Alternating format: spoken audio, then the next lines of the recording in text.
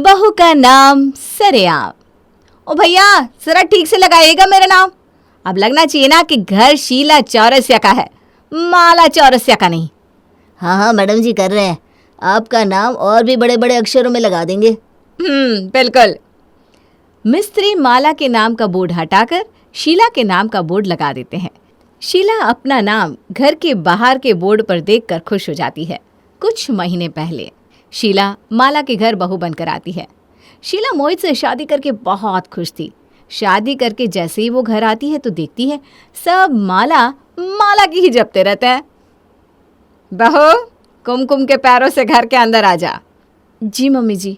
माला पहले तुम कुमकुम वाले पैर से घर में आओ, इस घर की गृह लक्ष्मी तुम ही हो। क्या जी हाँ भी ना, अब तो बहू आ गई है। तो क्या हुआ मम्मी, पापा ठीक ही तो बोल रहे हैं। पहले मेरे पास तो कुछ भी नहीं था, जब से माला आई मैं दिन दुगनी रात चौगनी तरक्की करने लगा। सब जिद करने लगते हैं। फिर माला कहती है, अरे ठीक है बाबा, मैं ही पहले कुमकुम के पैर से अंदर आती हूँ बस। माला कुमकुम के पैरों से घर के अंदर आती है। फिर उसी तरह शीला घर में अंदर आती है। शीला को ये सब देखकर बहुत ही अजीब सा लगता है। वो कहती है, पहली बार देख रही हूँ ऐसा कि कोई सास बहू के पहले कुमकुम के पैरों से आ रही है। माला उसी वक्त हीरो का हार शीला के हाथों में देती है। बहू ये हमारा खानदानी हार है, मेरी सास ने मुझे दिया और मैंने तुझे। जी मम्मी जी, वैसे हार ना बहुत खूबसूरत है। शीला हार को अपने साथ अपने कमरे में ले जाती है। अगली सुबह माला शीला के कमरे में जाकर उससे कहती है, बहू तैयार हो जा, और हाँ जो हार मैंने तुझे कल दिया था ना, वो और बाकी के सारे जेवर जो तुझे तोहफे में मिले हैं और शादी में चढ़े हैं वो ना मुझे दे दे। शीला माला का मुंह देखने लगती है। वो बहू तुझसे ये सब नहीं संभाला जाएगा, कहीं खो गया तो हैं कुछ नहीं हो पाएगा। पता है ना सोना खोना कितना खराब है। ठीक है मम्मी जी, देती हूँ अभी। माला सारे जेवर लेकर तिजोरी में रख देती है। शीला भी इधर तैयार होकर नीचे आ जाती है। शीला हॉल में लगे सोफे में जैसे ही बैठने जाती है तो माला उसे टोकते हुए कहती है, अरे अरे बहू रुक जा, वहाँ मत बैठ, वो मेरी जगह है। वो तो मैं बस 2 मिनट बैठ रही थी। हाँ तो ठीक है ना, इस चेयर पर बैठ जा। सोफे के आगे वाली जगह ये ना मेरी है, इस पर कोई नहीं बैठता। पता है तेरे ससुर जी भी नहीं बैठते, उन्हें लगता है जैसे ही वो बैठे और मैं आ गई तो क्या होगा। ओह मुझे नहीं पता था मम्मी जी।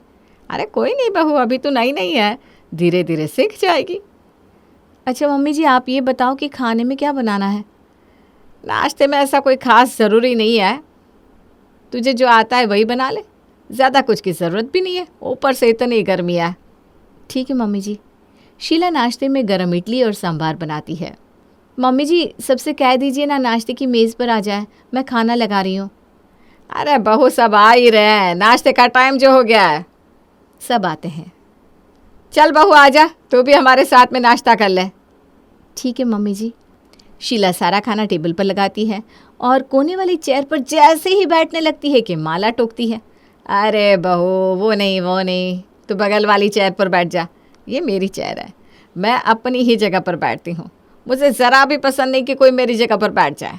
ये तेरे पापा जी की जगह है, उस पर तू बैठ सकती है। नहीं मम्मी जी ठीक है, पहले सब कोई खा ले, बाद में मैं खाऊंगी। अरे नहीं बहू आजा साथ में बैठ। नहीं मम्मी जी, मेरी माँ ने कहा था पहले सबको खिलाना फिर खुद खाना। हाँ ठीक है भाई।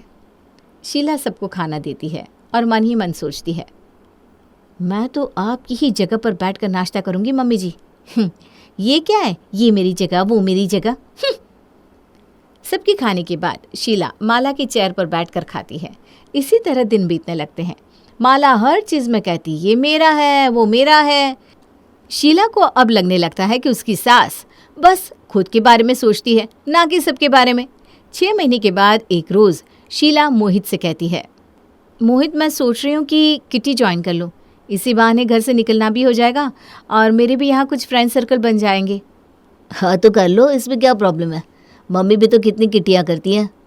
हाँ मम्मी जी का तो मैंने देखा है, महीने में 10 किटी।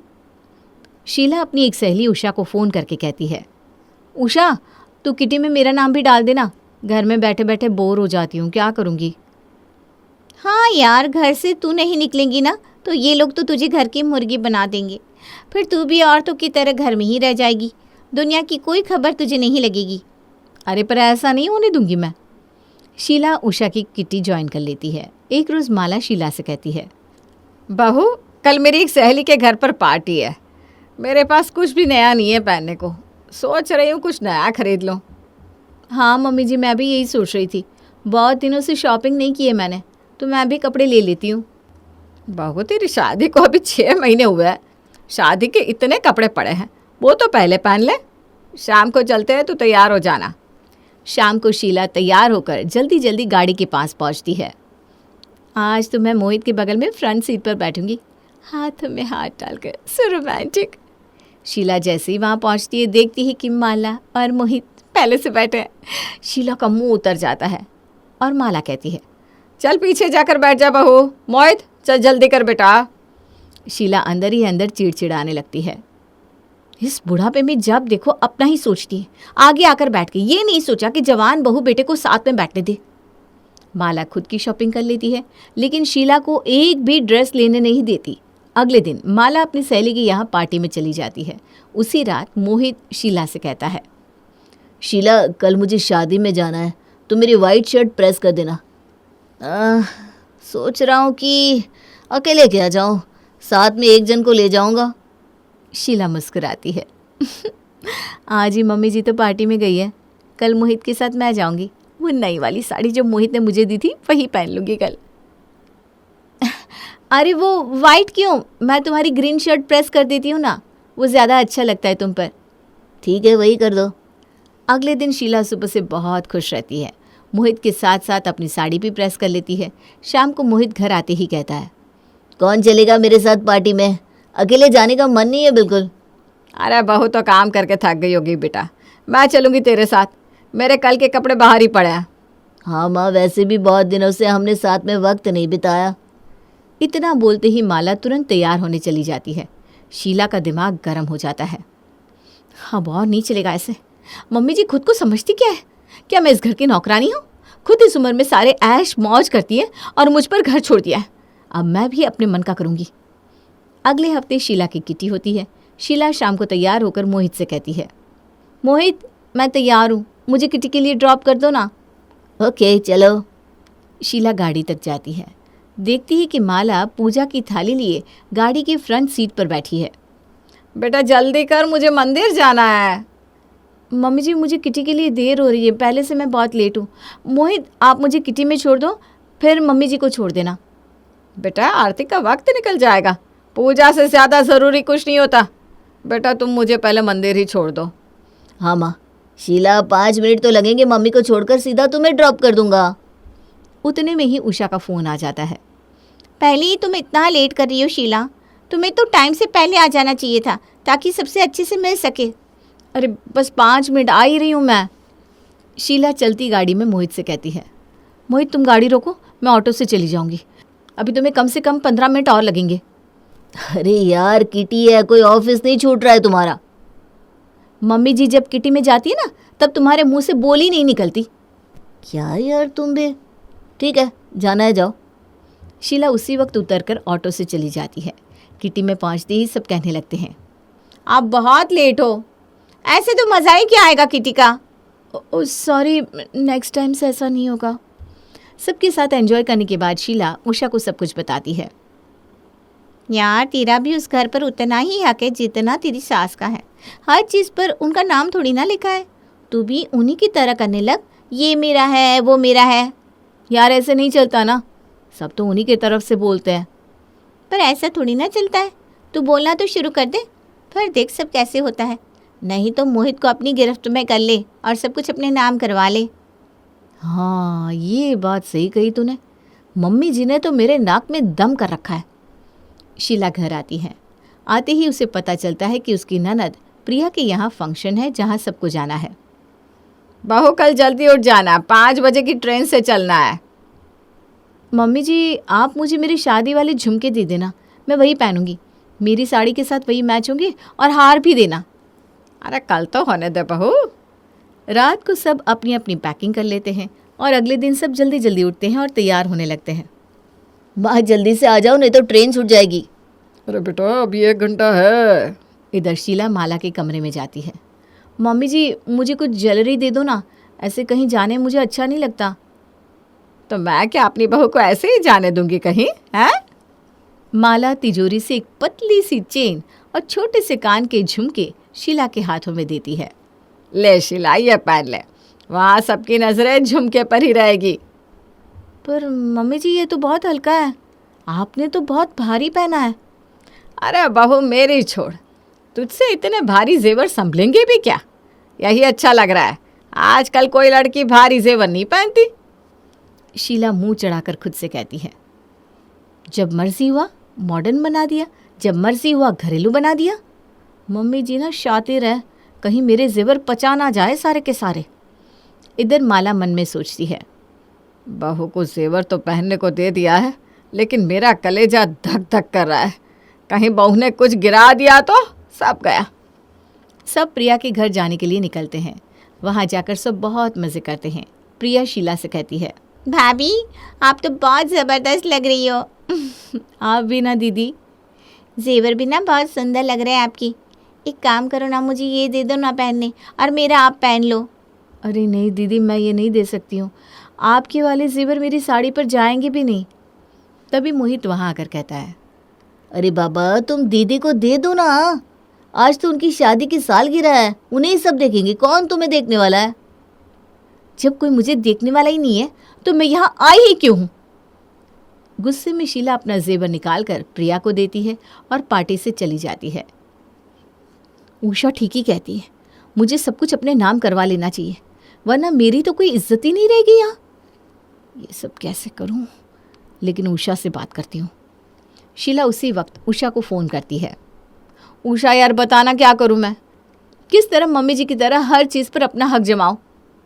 अरे यार तू हर चीज़ पर अपना नाम लिखा दे, छोटे से छोटे और बड़े से बड़े, जैसे सोफ़े की सीट, डाइनिंग चेयर की सीट, गाड़ी की फ्रंट सीट। हाँ ये ठीक रहेगा। इन सब पे लिखवाने से अच्छा है कि मैं घर पर ही लिखवा दूँ। घर की बाहर की दीवार पर तो लिखवाना ही है, तू सब सामान पर लिखवा, और अपने सोने के जेवर पर भी, घर की तिजोरी पर भी। फिर देखना तेरी सास के मुंह से एक शब्द नहीं निकलेगा। पूरी पार्टी में शीला नहीं होती है। फिर अगले दिन सब घर के लिए निकल जाते हैं। जाते ही शीला अपने रंगत में आ जाती है। नहा धोकर तैयार होकर शीला अपने किटी मेंबर को घर पर बुलाती है। इतने लोगों को घर पर देखकर माला शीला से कहती है, बहू आज कुछ खास है क्या? हाँ मम्मी जी, आज मेरी ही किटी उठी है, तो मैंने सोचा ये घर भी तो मेरा है, यहाँ से अच्छी फैसिलिटी कहाँ मिलेगी? वो बात तो ठीक है बहू, लेकिन रसोई में मैं किसी और को घुसने नहीं देती हूँ। मम्मी जी अब वो सब नहीं चलता है, मैंने यहाँ के सबसे फेमस महाराज को बुलाया है। अब मैं किटी करूँगी या खुद ही काम करती रहूँगी? हाँ। माला कुछ नहीं बोल पाती, वो वहाँ से चली जाती है। ठीक है, अब बहू के लिए इतना तो मैं कर ही सकती हूँ, थोड़ा बहुत बदलाव माला तुम कर ही सकती हो। किटी 2 घंटे चलती है और बहुत अच्छे से होती है। सब खा पी कर एंजॉय करके अपने अपने घर चले जाते हैं। शीला आराम से माला की सीट पर बैठ जाती है। अब सब मेरा होगा। मम्मी जी अब तो गई। शाम होते ही शीला कुछ मिस्त्री को घर बुलाती है और कहती है, भैया इस सोफ़े की सीट पर मेरा नाम लिखवाना है और गाड़ी की सीट पर भी। हो जाएगा मैडम।